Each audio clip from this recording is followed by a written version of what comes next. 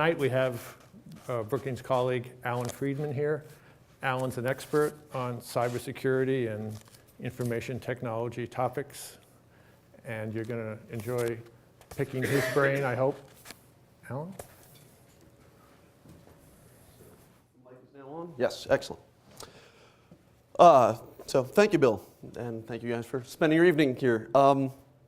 So I was a computer scientist, and I wasn't a terribly good one. So I decided to go to grad school for public policy and become a mediocre economist and a mediocre policy scholar and a mediocre organizational behavior theorist. And once you have that much mediocrity all put together, where else do you go but Washington? So I've been thinking about information security and computer security for a while now. It's an interesting topic. You get to talk about breaking systems and all sorts of fun crime and international subterfuge and whatnot. And for the most part, it was a decent field. It was a large field, but it didn't really command everyone's attention until one day it just exploded everywhere. And now everyone is talking about cybersecurity. So what I'd like to do today is sort of unpack this notion of when we talk about cybersecurity, what exactly are we talking about, and how can we begin to think about it? And I'm going to make the case that we really need to use some serious economic tools to understand cybersecurity policy and try to disambiguate. So this image is taken from the front cover of The Economist magazine in the summer of 2010. It's a 4-page article, which those of you who read The Economist will realize that's a pretty, it's a pretty long article by the standards of that publication. And so I had some students code it to sort of figure out what we were talking about when we talked about cybersecurity at this, magazine of record. You can see we leap across a really wide range of policy issues. Intelligence community, international treaties, crime, military strategy, back to critical infrastructure, over to credit card fraud, right? These are wildly different topics. There is no academic discipline. There is no government agency. There is no expert that can or indeed should be able to sort of try to put all of these things together. So how did we end up with this idea of cybersecurity? I was actually, for a long time, against the term. It sort of really started to become used heavily in 2006, 2007. I said, listen, we already have a word for this. We have a bunch of words. There's information assurance, if you're in the Intel community. There's computer security, if you're a computer science researcher. And there's the general question of information security. We have this term. I'm on the board and one of the founders of the workshop on the economics of information security. So, why do we need this new term? And I was sort of trying single-handedly as, 20-something to get the world to stop using this word until number 2 guy at the FBI sort of took me aside when I made this point and said, other people also use the word information security, but they mean it slightly differently.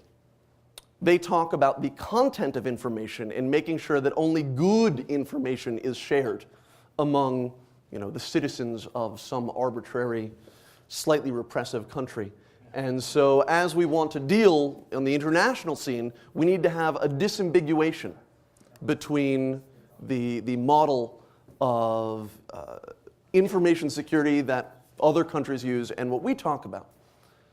So you open your classic information assurance textbook and it'll say that security is about 3 things. Confidentiality, keeping information that's supposed to be private, private. Integrity, making sure that systems are doing what they're supposed to be doing. And availability, making sure that you can always access things that you think you need to access. But that doesn't really help us understand everything that's going on in the headlines today. So when we talk about cybersecurity, what are the things? I think 3 basic concepts come up. So first we have cyber war. Right? Gosh, it's exciting. War is always exciting. When you talk about war in Washington, everyone lowers their voice an octave or 2. Sit up a little straighter because this is something that serious people talk One of the things we talk about in cyber war, that people always say, well, it's an asymmetric threat. Now, I'm not a defense theorist. But call me crazy, if you're in conflict and it's not asymmetric, you're doing it wrong. Right? Warfare's supposed to be asymmetric. You're supposed to, hit your enemy at their weak points. Sun Tzu talked about this. So everything is asymmetric. But we have cyber warfare, and then we have cyber crime. The important thing to think about for cyber crime is, what are you stealing? Right? These are just bits we're talking about. It's important to make that caveat. If you read some of the proposed legislation for cybercrime, if I take out my iPhone and I throw it over at Bill, I've now committed a cybercrime, assault with a deadly iPhone. So, right, it was a crime, it was assault, and it involved something that looked like a computer. So what are you stealing? You're stealing authenticators, and we'll talk a little bit about that, about how you get the value at risk. But it's interesting to note just how the ecosystem for crime has changed. So suppose you were to take my credit card. Now that I'm no longer a grad student, I've got, credit limit here. If you wanted to turn that into $300-400 cash in hand, how would you go about doing that? Let's have an audience participation. How would you try to raise some money with someone with my credit card that you actually had? You don't have my PIN code. Sell it to somebody else. Sell it to someone online. Well, turns out that's not going to be such a great way to raise money. If you actually have my credit card, you can't go and buy jewelry because they'll notice that I don't really buy too much jewelry, not nearly as much as my fiance would like me to, at least. But the challenge is in stereo equipment, right? Also, the credit card companies have learned to detect the back end of these things. They sort of watch transactions and detect fraud. So if I stole one of your credit cards and I wanted to turn it into cash, I'd probably go buy tires. Tires, fairly high ticket item, very high resale value. And resale is not, people don't expect fraud in that dimension. So you can walk in any garage and say, hey, my brother-in-law got these, I don't need them. So you can do that. Magnifying that times 10,000 credit cards from a website I've just hacked, that doesn't scale. And it turns out the open market price of a credit card from a trusted seller, this is someone that has been selling in an online underground community for a while, credit card number, address, and CV2 code, the code on the back, as well as expiration date, will retail you for about, will wholesale you for about $4 a piece. That's all you can get. We can talk a little about why that is.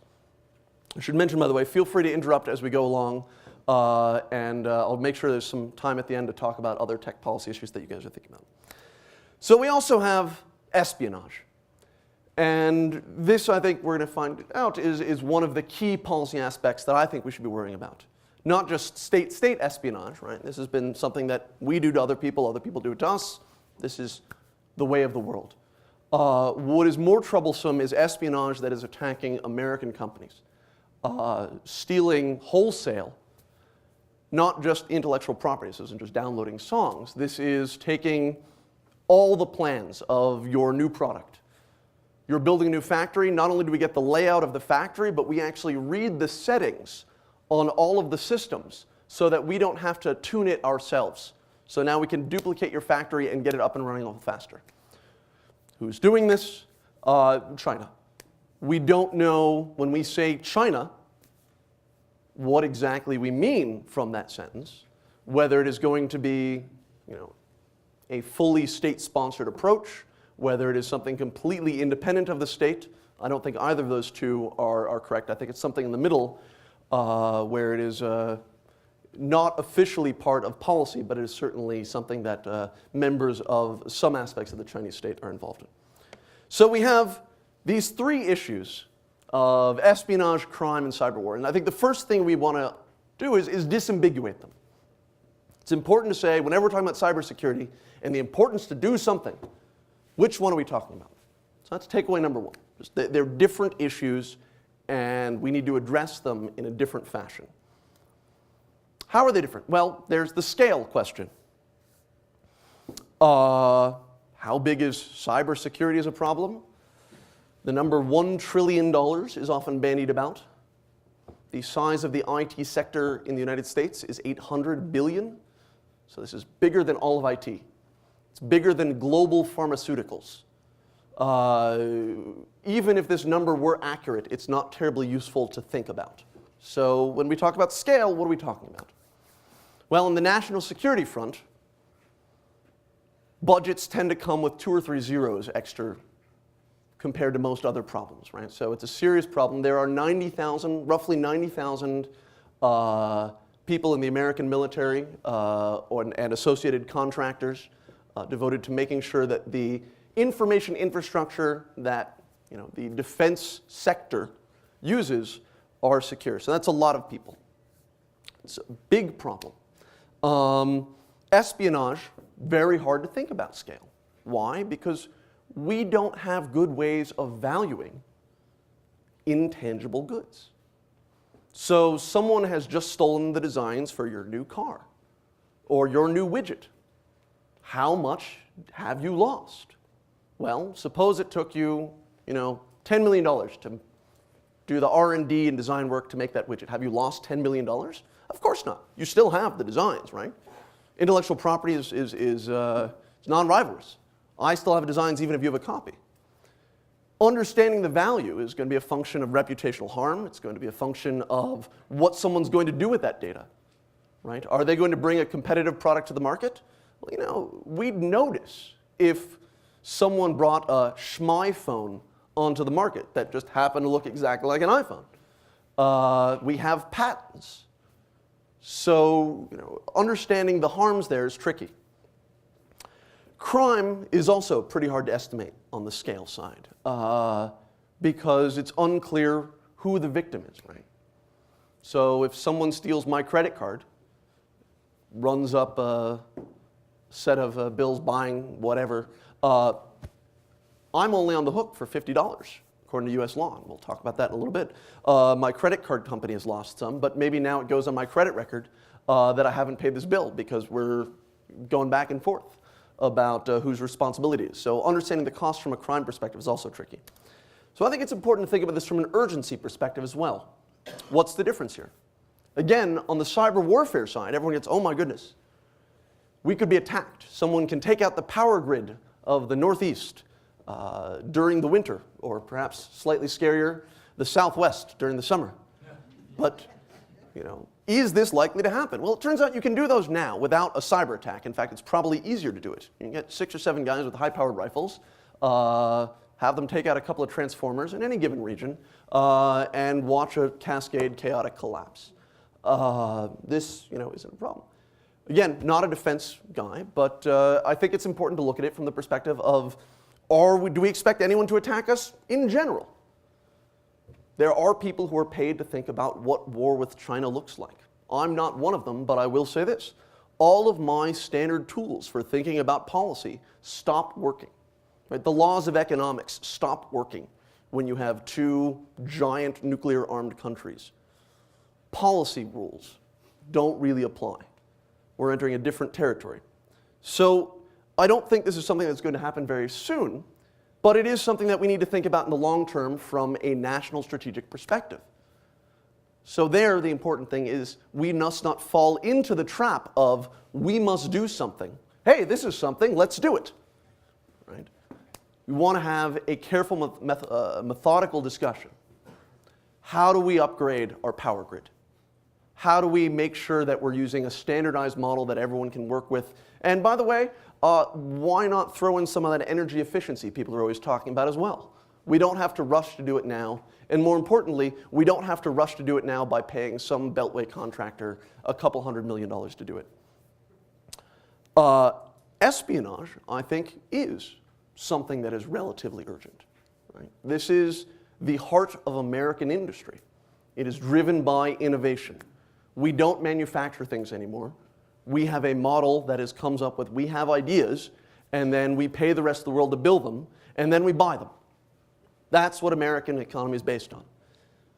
if we're not getting paid to develop them, if we don't have an economic advantage to develop them, we lose a huge part of our economy, and also we're going to stop innovating, which means that we don't have new things to buy either. So we lose on both fronts. And this is something that is actively going on right now, and we do need to understand what's going on. So it comes down to risk evaluation, right? So cybercrime. This falls into sort of a known category of risk for crime in general. If I'm walking down the street and I get mugged, it kind of sucks, right? I don't have my wallet, I lose my fancy iPhone after I've gotten it back from throwing in a bill, of course. And we have, society has accepted the fact that there are going to be muggings. We've built our model around this. It's bad, we want to try to avoid it, but we're not going to spend a lot of money making sure there are no more muggings ever. However, if on the same block I keep getting mugged, I'm not going to walk down that block very often. And my neighbors aren't going to walk down that block anymore. And maybe people start to move away, so house prices fall. So all of a sudden the schools are terrible. Now we have a social problem. And that's the key distinction between an individual act of crime versus what is the social harm. And in cybersecurity, in cybercrime, I think there's a similar analogy. There are things that are the responsibility of the victim or the sector that is being attacked. Right? So credit card companies, online banking. Right? So people steal my banking password, they log into my bank, take the money out of my account, send it to Moldova. So I complain, my bank doesn't want bad PR, so they refund my money and they invest in some technology to say, gosh, if some random guy in Washington, D.C. is starting a wire transfer to Moldova, maybe we should stop that. Maybe we should look at that, right? They're going to invest. We have the natural incentives there. Where it becomes a social problem is here. When there's going to be a spreadsheet inside a bank. And they say, listen, the cost of preventing fraud versus the cost of the fraud itself. And the cost of having whatever the system that's at risk, right, the vector, operating. And they say, listen, online banking saves us a lot of money, and we're losing some to fraud, we're losing some to crime. But as long as we're making more money from the efficiency, that's fine. However, it is possible to imagine a point where there's enough fraud that the bank says, you know what, we're turning off online banking. And now we've gone from a private problem, the bank has to understand its risk, what it's willing to pay for, to a social problem, because all of a sudden your company can't do its payroll electronically. Think about what that would cost the economy. So when we think about policies for cybercrime, we want to have that in mind. So the other component here is framing, how we think about cybersecurity, right? So we've talked about how we're bringing in all of these different complexities into the cybersecurity space. We're trying to conflate all of these problems, and smart people are doing this. Senators Lieberman and Snowe, who are authors, the sponsors of last Senate session's cybersecurity bill, when they reintroduced it for the new Senate session, they wrote an op-ed for the Washington Post, in the same intro paragraph, conflated war with China and people attacking Citibank's front website. Wildly different problems. So framing matters. Are you familiar with the idea of framing? We can do this exercise. How many people support the death tax? How many people support the estate tax? Yes. They're the same thing. It turns out that the majority of Americans hate the death tax. Ooh, I'm already dying. Why do you want to tax me? Damn government, they're in everywhere. But they like the estate tax because rich people have estates, and frankly, it's not fair for other people's children to have a natural edge in life that my children did, and we want to reduce inequality. They're the same thing, but we've changed the name. And framing matters. I hate the term identity theft. Work very hard. So I've stopped trying to convince people to not use the word cybersecurity. I'm still trying to get people to not use the word identity theft. So why? Well, we know how to think about theft. If I have a water bottle and someone might steal it, what do? Well, we can deter the potential thief. Right? We can say, If anyone comes and takes my water bottle, we will chop their hand off. That's a pretty strong deterrent, right? Make people who are thinking about it do a different risk calculation. But we also say, listen, Alan, it's your water bottle. It's right in front of you. If someone walks off with it and you're not paying attention, it's your damn fault. We do this for cars, right? It's illegal to steal a car, but you really should lock it and put an alarm on it and not park it in bad neighborhoods overnight. Low jack it. There are all these things that we expect people to do to minimize their own risk of theft. You're an equal party. What we call identity theft is different. It's someone walking up to Bill and asking him for my water bottle. And Bill says, sure, here you go, Alan. Now, there are three parties in this transaction. There's the victim, there's the bad guy, right? We can deter the bad guy by threatening to, poke him with pointy sticks. But there's also the authenticator who is making that decision. And notice that the victim isn't part of that transaction. By calling it theft, we're assuming that all you have to do is shred documents. But that's not the problem. The problem isn't that someone knows your social security number. It turns out if I know when and where you were born, I can guess your social security number 1 out of 10 times. It's true. If I know the date and city of your birth, I have roughly a 1 in 10 chance of guessing your social security number. I can guess up to the last 2 digits with 80% certainty. So the problem isn't making sure the information doesn't get out, it's how do we use it? Why do we use something that's an identifier? There's only one social security number per person, ideally. Turns out it's not true. Close. First order of approximation. As an authenticator, as proving that you're the person who is the subject of that. That's a bad authentication system. We have authenticator fraud, and the way to stop it is to have better identity and authentication systems. But calling it theft changes that dynamic. So, how we talk about these problems is important. So I say, okay, we've now had some highfalutin stuff, but what about security, right? Are there tech people here? Anyone? System? Okay. So this is a game of Pac-Man. This is a game of Pac-Man that is running on a rather unique piece of hardware. It is running on a Sequoia AVC Edge voting machine. The tamper-resistant seals to prevent and detect any, hanky-panky with this machine are still intact. Someone was able to, some researchers, actually some friends of mine at Princeton and University of Michigan, were able to get it to run arbitrary code. Why do we have closed source hardware where we have to take the word of the manufacturer for something that's as important as voting? Why is a voting machine a PC? Why is it running on top of a Windows platform? Right? There's not really a good reason for it. These are bad information system design. And one of the operative questions as we start to say, well, listen, part of the problem is we don't have good information security now. What can we expect? Could say that there are a continuum between, really dumb decisions and really hard decisions in terms of what we're willing to change for security. Right? So keeping passwords in the clear, it's a dumb decision. It's a low-hanging fruit that we can fix if we really work hard on it.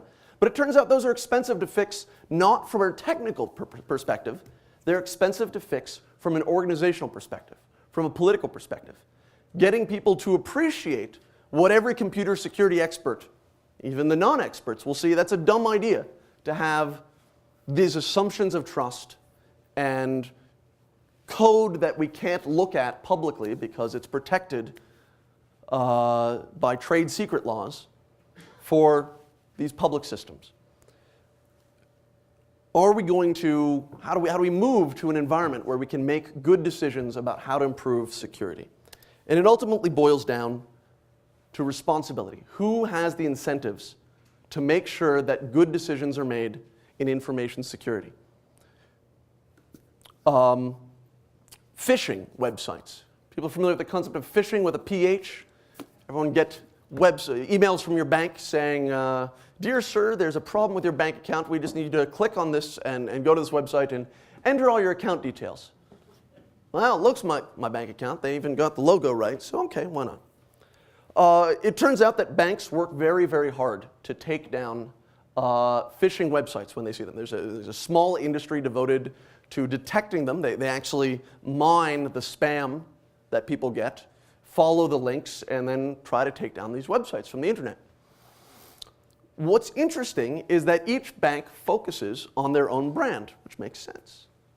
But we talked about why credit card numbers have a very low monetary value, and that's because it's hard to extract money and turn it into cash in the palm of your hand with just a bank account number, just a credit card number.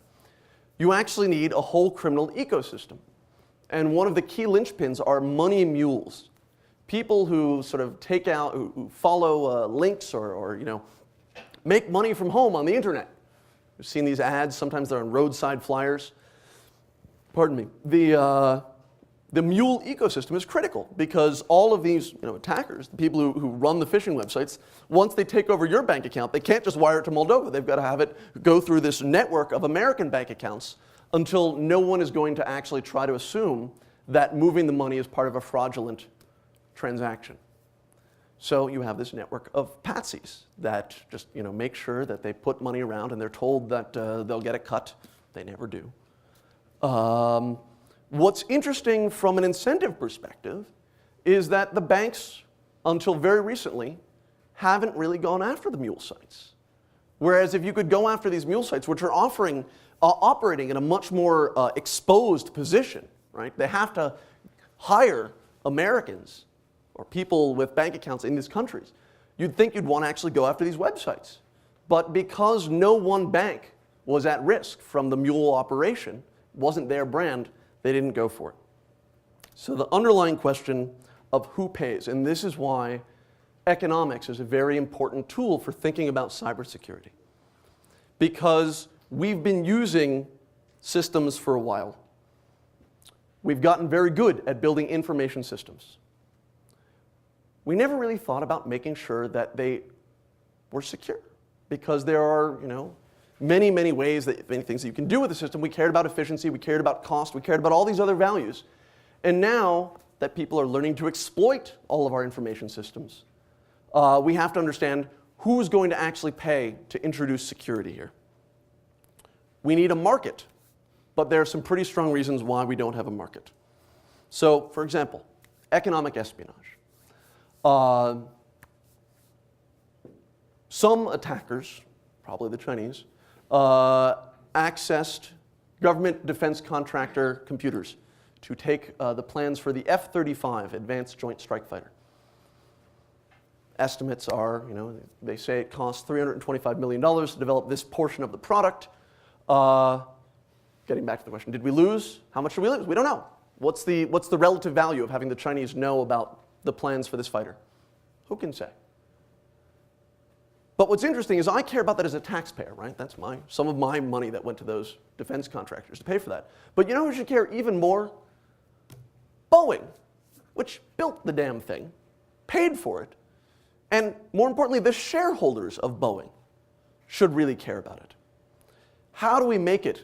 How do we create environments where we have the incentives driving from the top down to push for better security? Well, there are a couple of problems in the way. First, what is better security? How do I know it when I get it? It's an economist named Akerlof who coined the term a market for lemons. And he talked about why good information is critical for any market to operate. It's not just, markets aren't just magical. They don't happen all the time naturally. You have to have a bunch of conditions. So for example, you need good information. And he brought up the example of the used car market, where you have good cars and you have lemons. And if you, as a buyer, don't have a clear way of distinguishing between a good car and a lemon, then you're not going to pay a good car price. Say half the market are lemons, half the market are good cars. You're only going to pay your expected value, right? Because half of the time when you buy a car, it's going to be a lemon. So you'll pay halfway between the price of a good car and a lemon. But now, anyone who's selling a good car, they know how much it's worth. So they're going to exit the market. So you have a market collapse just from not having a good way of determining quality. What we don't have in the IT security world is a decent way of understanding what I'm getting for my money. Now, part of this is a problem that happens in every industry, right? There are vendors who say, my product does X and Y. What's your favorite fruit? You like French fries? My, intrusion detection system makes French fries, the best you've ever tasted. It turns out that you go to trade shows and people are selling last year's product, but now it's focused on this year's threat.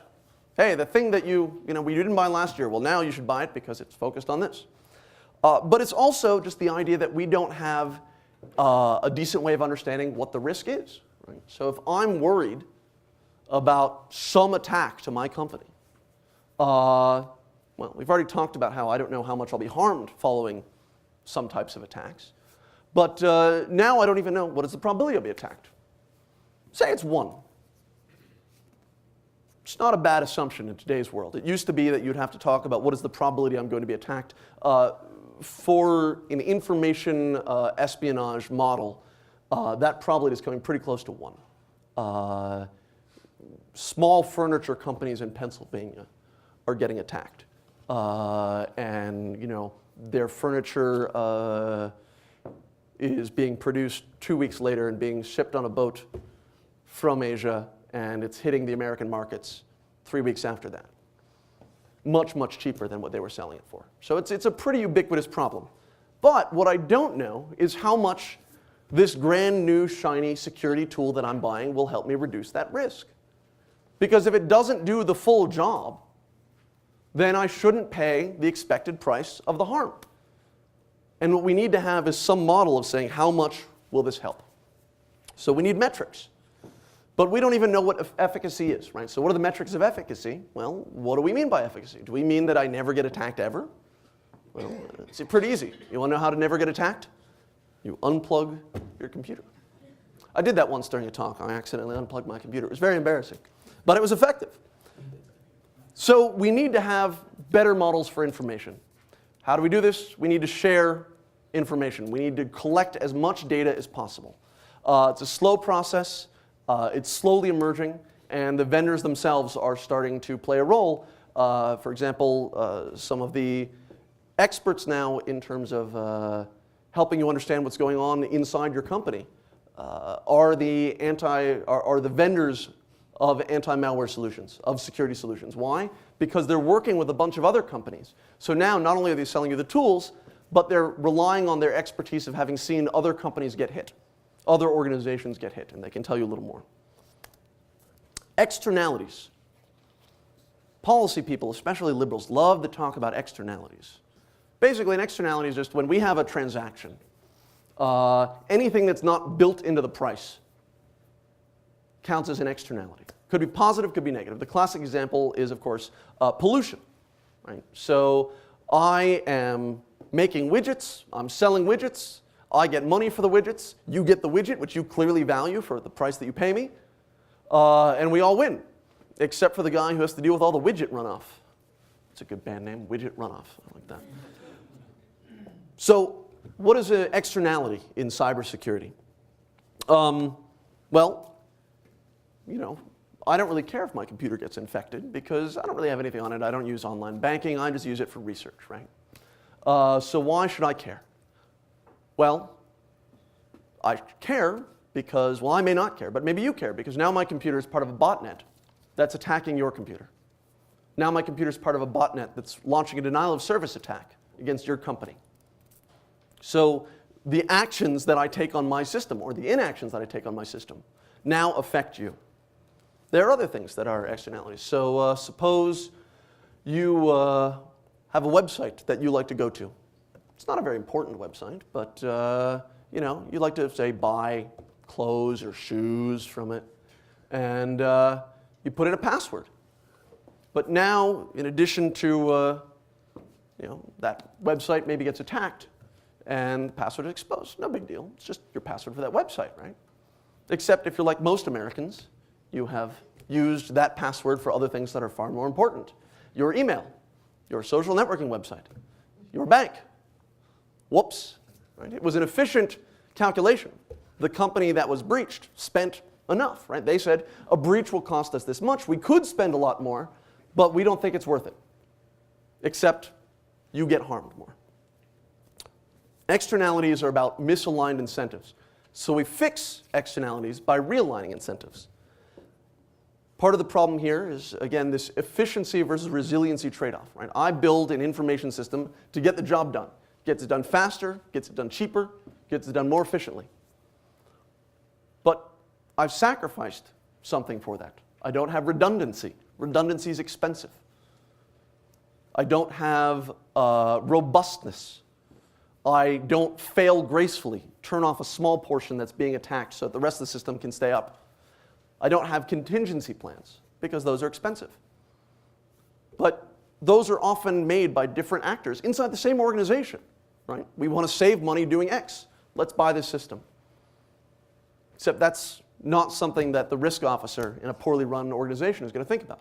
In a well-run organization, the risk officer, who is ever in charge of thinking about risk, is going to be aware of all of those investments and understand that trade-off. Now, you can have positive externalities as well. So the classic economic example for positive externalities is immunization. So I get a shot means that I don't get sick. I have a small cost. I get stuck in the arm. But you get a benefit as well, because even if you don't get immunized, or if for some reason your immunization doesn't work, I'm now part of the herd immunity that surrounds you. There's less likely to be an outbreak that could expose you just because the people around you aren't going to be sick, so you won't get sick.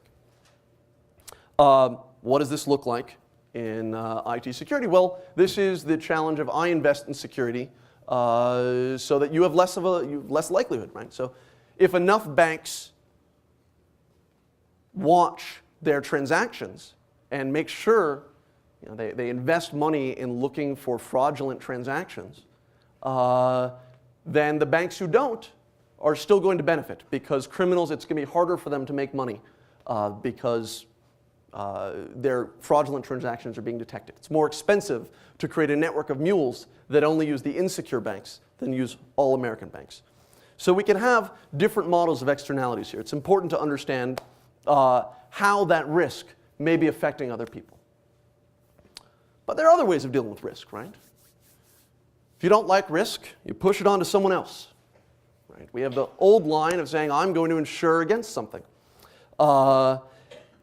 Insurance is ideally a great model, because if I get attacked, someone else bears the cost, and that's good. Except they're upset now because, wait, the underwriter doesn't want to keep shelling out money. So now maybe they write a contract that says you have to take certain precautions to make sure that I don't have to pay out this money from a harm. But now you have an organization, the insurance company, that is in the perfect situation to drive security investment. They work with a bunch of companies. They care about outcomes, right? They don't care what you do as long as you don't get attacked. So they'll mandate, here are the things you have to do to avoid getting attacked. Here are the basic precautions you have to do for this policy to hold, right? If you don't, you got hit by an attacker, but looks like you didn't have a good access control system. If you read the fine print of your contract, doesn't cover it. The large print giveth, the small print taketh away. The problem is the small print taketh away too much. It is quite tricky to develop a new insurance market. What is the risk? How much should premiums be? Well, the insurance companies don't want to charge premiums that are too small, because then they'll end up being soaked. So they're going to charge higher than ideal, right? We don't know what the ideal premium point could be, but they're going to overestimate. However, they overestimate companies that are of average risk won't want to buy. So now you have something called adverse selection, which is what we see in health insurance, right? Only sick people will want to buy health insurance. because healthy people don't need it. Similarly, companies that feel they really are at risk are going to want to buy insurance. So we still have some of the basic problems that we talked about earlier of data, right? What counts as an insurable harm?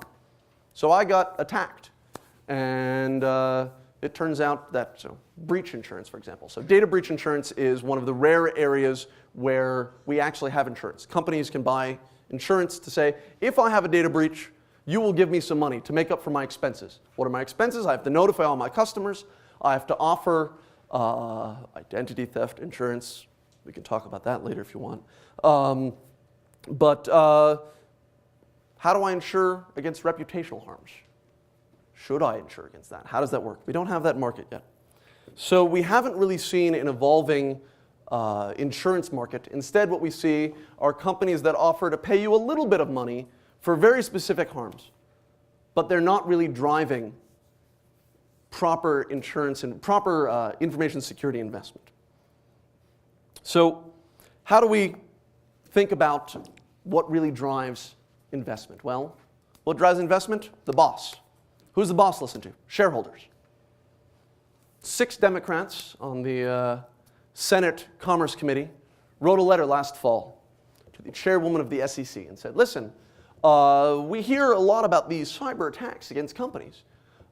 You're in charge of making sure that companies report material breaches. Can you tell us whether you think cyber attacks count as material?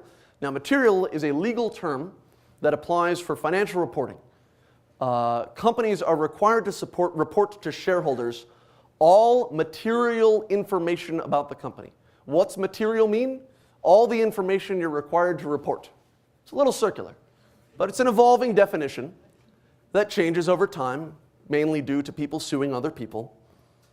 And because they were senators, Mary Shapiro, the chairwoman of the SEC, wrote back saying, yes, of course we'll look into it, because that's what we have to do when senators tell us to do something. But, she said, frankly, we're not aware that investors have asked for more disclosure in the area. The woman who's in charge of regulating how publicly traded companies report data to the investment community doesn't see that there's a problem in this area of saying there's not enough pressure coming from investors. So, do we have transparency? Well, we don't really have market demand for transparency.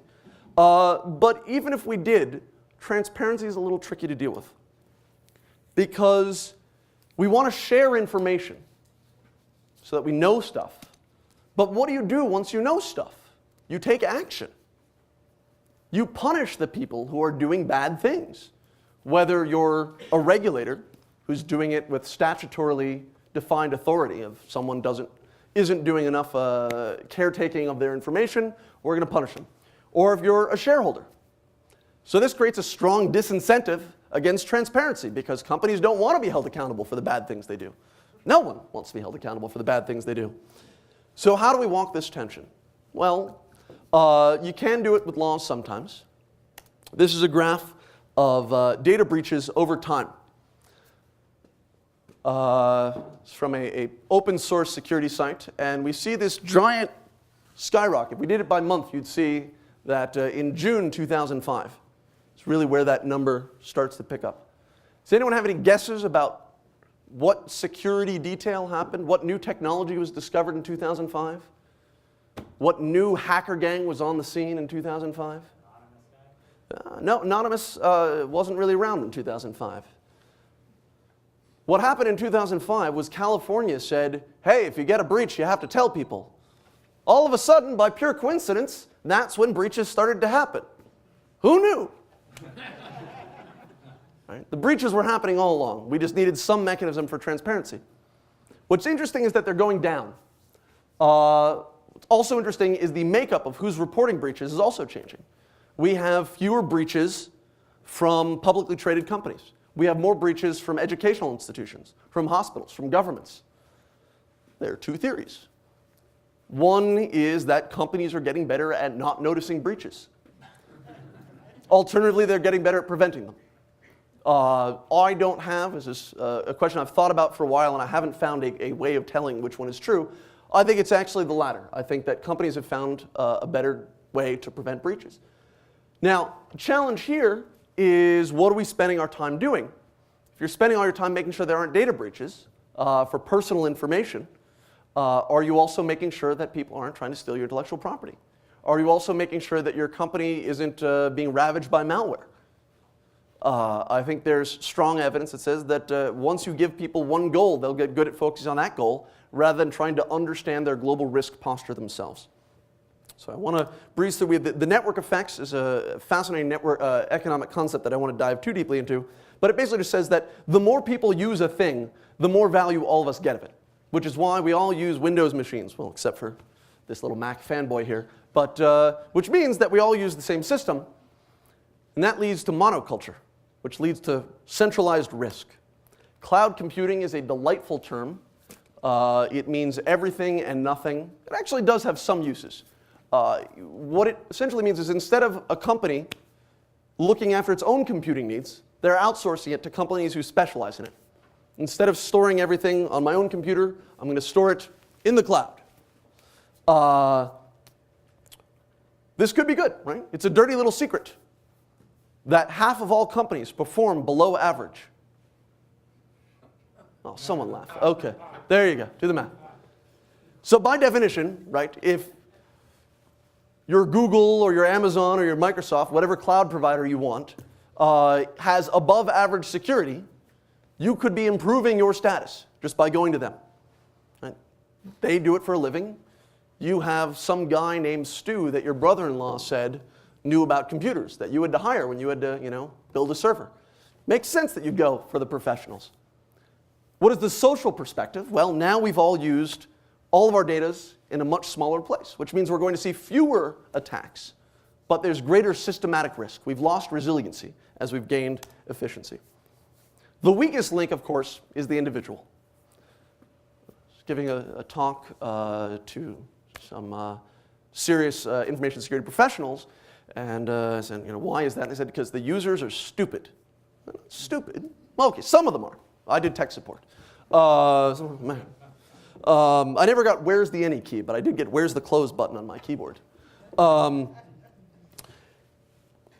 not that users are stupid, but they're busy using their computer. And security is something other than using my computer.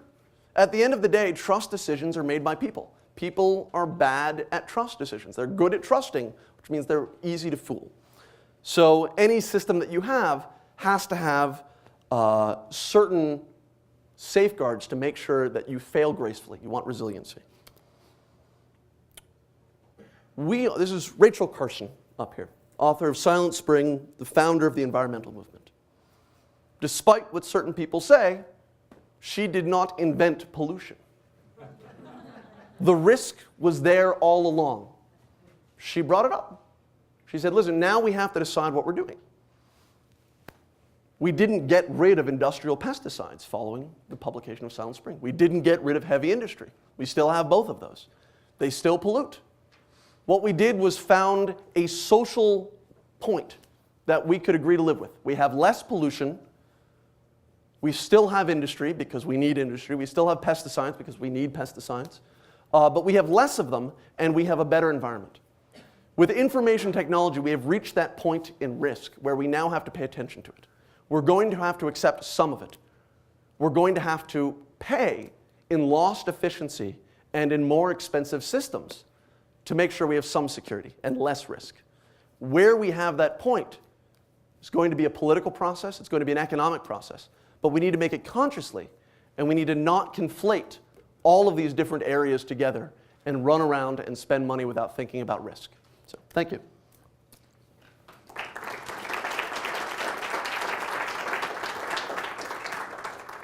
If you have questions, happy to take them. And again, any aspect of IT policy, even if I don't really know, I'll make something up.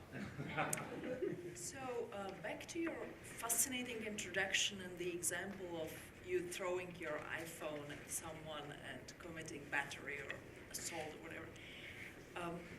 You mentioned that example in the context of the legislation that's being proposed, and you seem to have some critical view of those proposals. Could you share those views with us? Yes. So there are a couple of challenges. So the question is, What do I think about cybercrime legislation? I think there are some important components and there are some less important components. I do not subscribe to the idea that we can deter our way out of cybercrime. And so the policies that just say, let's create more categories of crime and let's just double the years in jail that you face, I don't think it's going to have a huge effect. Not a criminologist, but I have lots of friends who say, listen, that's not the important part. However, what is important is, in fact, making sure that we all have the same definition. So international cooperation is going to be key.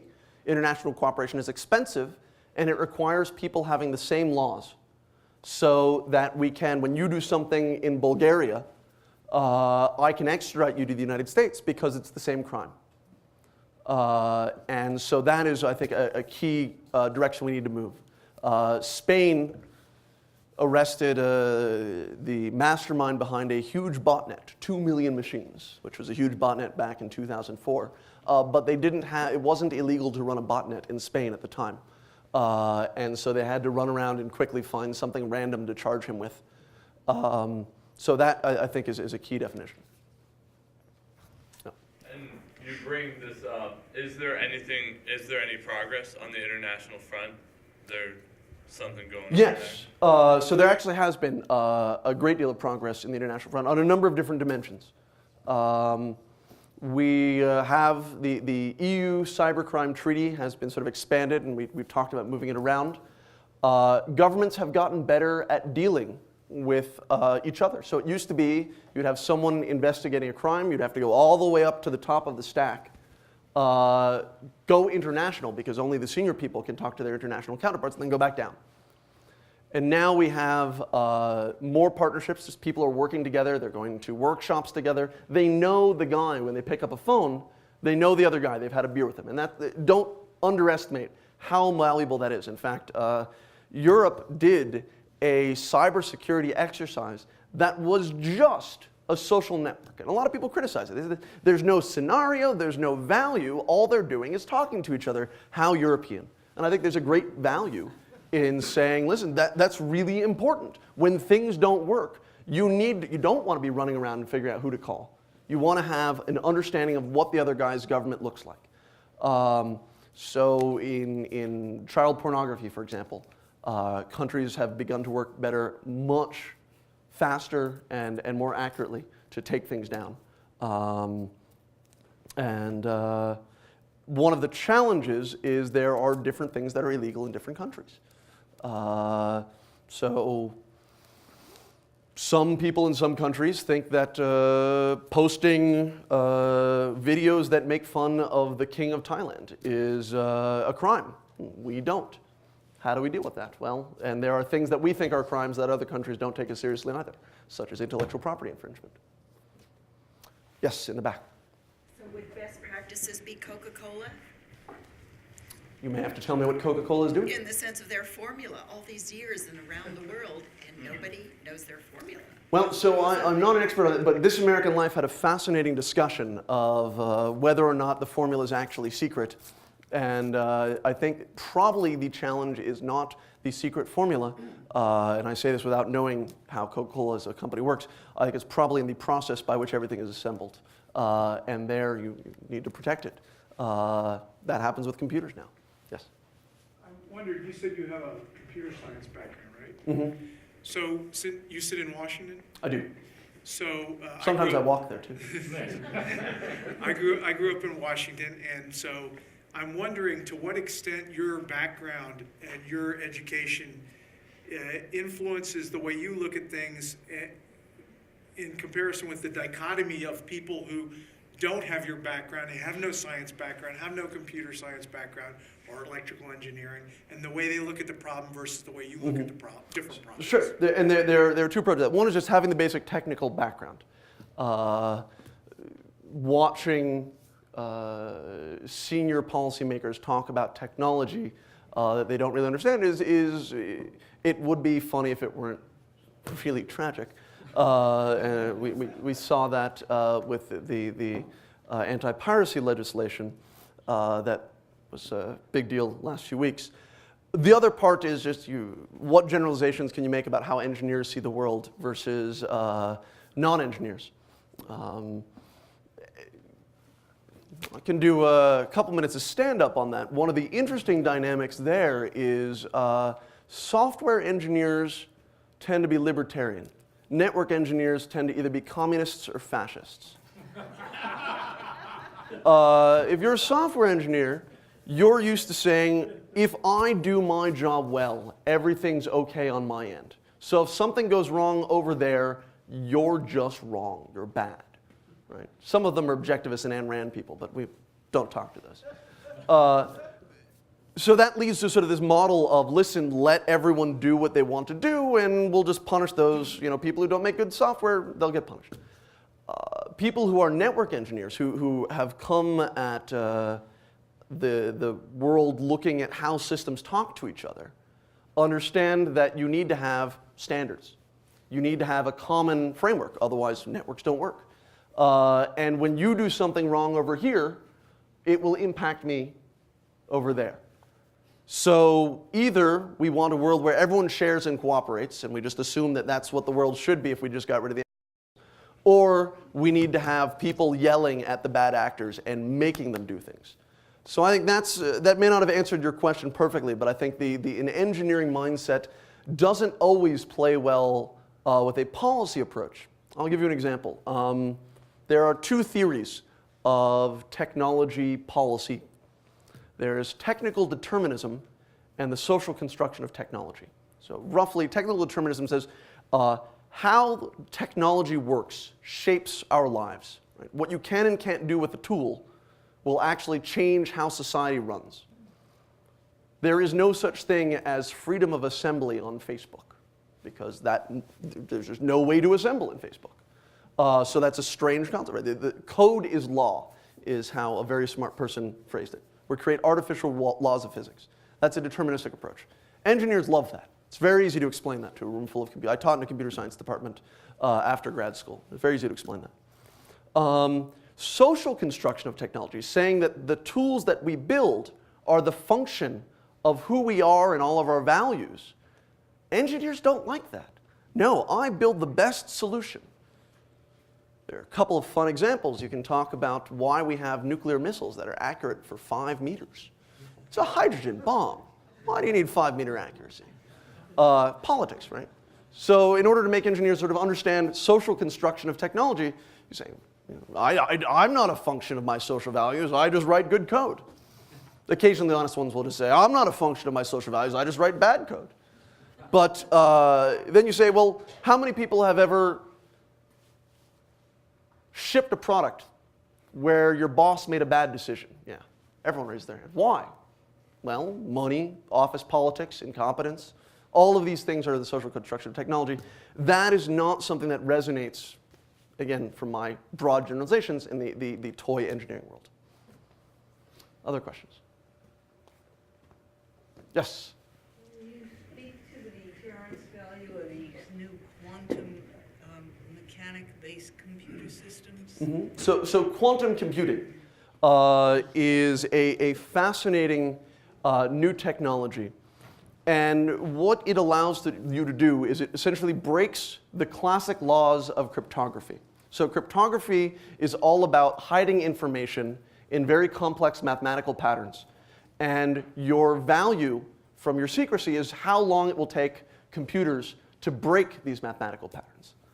Quantum computing, which is still very, very new, has the potential to really upend that apple cart and say, listen, all of the assumptions you made about the protection of your code no longer work. We're very far from there right now. It's still the beginning of research. And also, that doesn't apply to all types of cryptography. We will have to change how we keep information secret and secure. And certainly a lot of the assumptions that people made about security will change, but I don't see it being a really revolutionary effect. Do I have time for one last quick question here? Absolutely. Sure.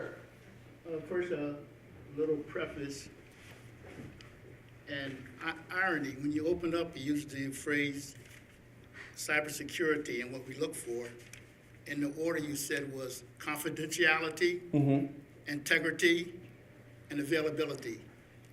If you take the first letter of those three words, you get the CIA, acronym yes. CIA. It's a classic, Okay. classic phrasing. Yeah, also, now my question, this is theoretically, and only your opinion, in the context of our social security number, which was never supposed to be public identification in 1937, do Sure. you believe that had they found a different way for identification, meaning only maybe in a central one bank in Washington would it be, Sure. that we would have a lot of this trouble we have today? I think the challenge is it's poorly designed from an information architecture perspective, where we need ways to identify people, right? If you have a database, you need a way of looking people up. Right? You have a whole bunch of people, and think, how do we do it? Well, you can use name, but that's not unique. So any society that depends on information systems is going to need unique identifiers. It's your credit card number, it's your account number, it's your telephone number, all of these are unique. We could use any of them. An email address is unique. The challenge with the social security number is we've also come to use it as an authenticator, as something that is supposed to be secret. But everyone knows your social security number because it's in all these databases. So why would we assume that I'm the only one who knows the last 4 digits of my SSN? When in fact it's not widely public, but it's pretty easy. So that's really where the problem breaks down, and you need to resolve that tension, and you can do that in a decentralized way, you can do it in a centralized way. This is a fun problem for toy models in computer science. It's an even harder problem when you actually do real-world systems. So I think we've got a very quick question. Do you believe that the technologies used to commit cybercrimes are outpacing the technologies used to prevent this, or vice versa? Cyber crimes, no. I think that it is that criminals are rational. We see they sort of say, we're going to do this, and then when the defenses ramp up, we'll try to go into the new field. And the defenders also say, well, listen, it's not worth our cost to defend against this potential new threat, so we're going to wait for that to come along. Where we do worry is in this idea that can you make a system perfectly secure? And of course, you can't. I like to say the shock line is the optimal number of plane crashes is always greater than 0. The cost of making the probability 0 is so high.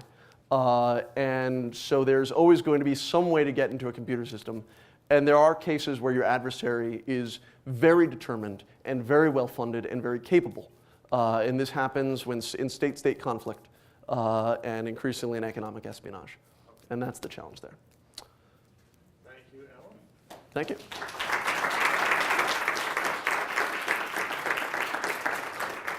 Thank you all for coming. Alan will be around for a few minutes if you have a follow-up or question you didn't have a chance to ask. And we hope we see you back on the 6th of March.